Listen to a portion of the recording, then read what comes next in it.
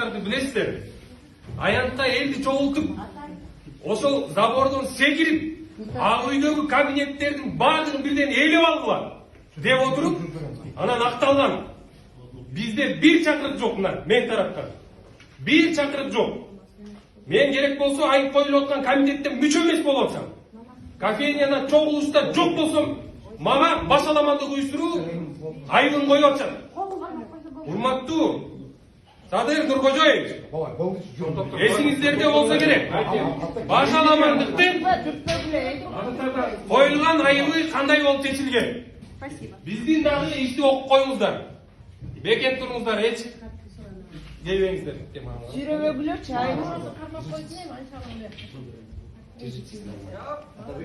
Түрмөгө камап, коркутуп, Кемпирабадты коңшу өлкөбүзгө өткөрүп берүүгө максат кылып коюшту. Мен саясатчы катарында бул түрмөдөн коркпойм. Мен түрмөнүн түбүндө чийгенге дагы даярмын.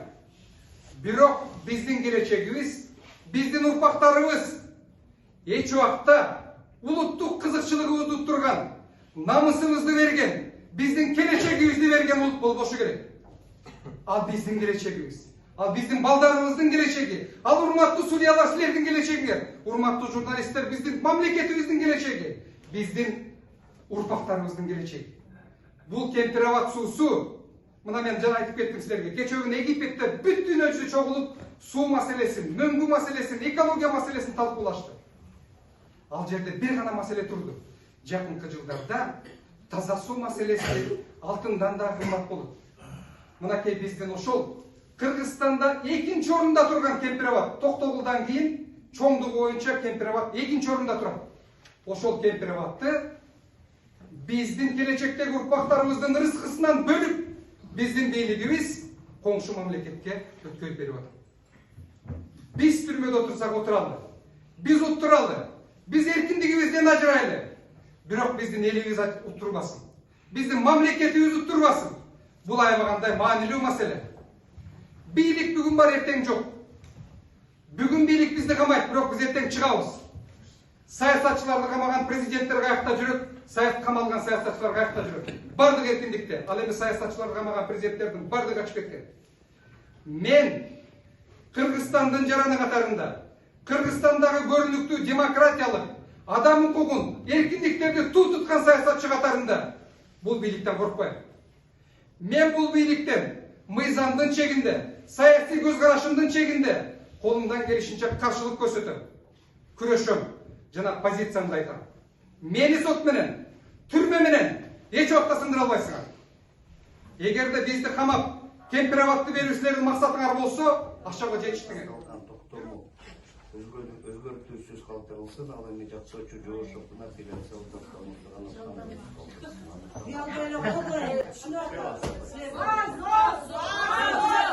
Равшан, список по Донецку формируем уже, все. Пошли. Будем работать. Кемпирабад Кыргызстандыкы.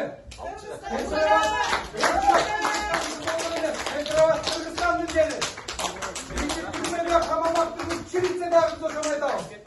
Элдин бардыгына билип коюңар, эл журт. Бийлик силерди алдап атат. Бийлик манипуляция кылып атат. Кемпирабад Кыргыздын жери. Ата-бабаларыбыздан калган жер.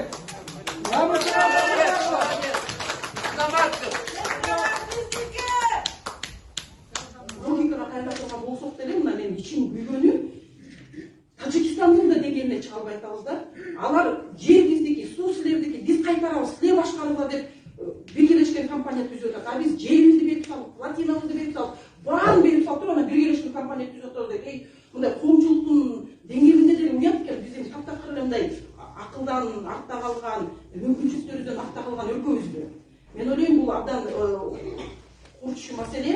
Прессага таянып, парламентке кайрылып кетем.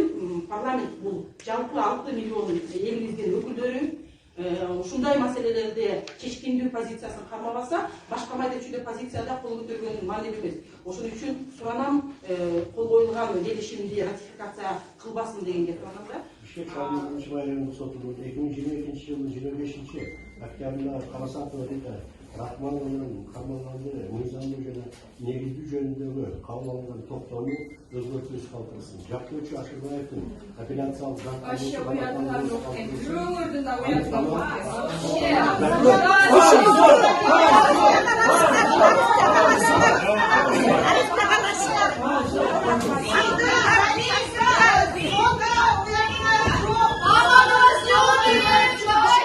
мен күнөөлүү эмесмин деп президент болду.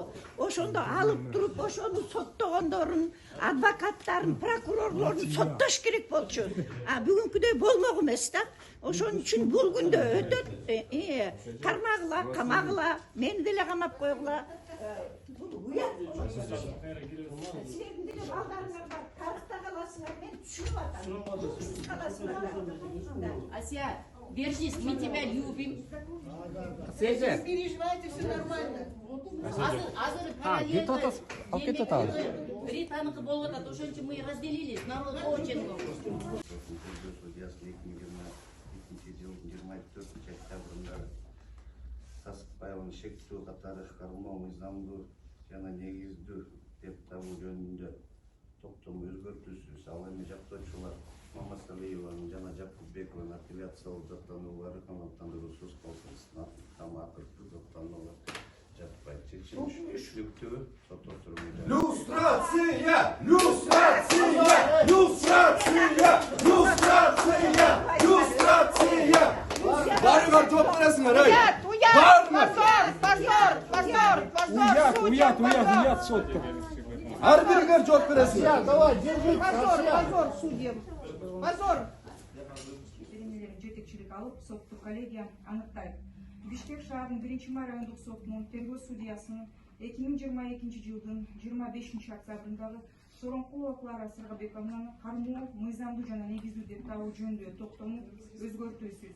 Жактоочу Жакупбековдун апелляциялык даттануусу канааттандыруусуз калтырылсын.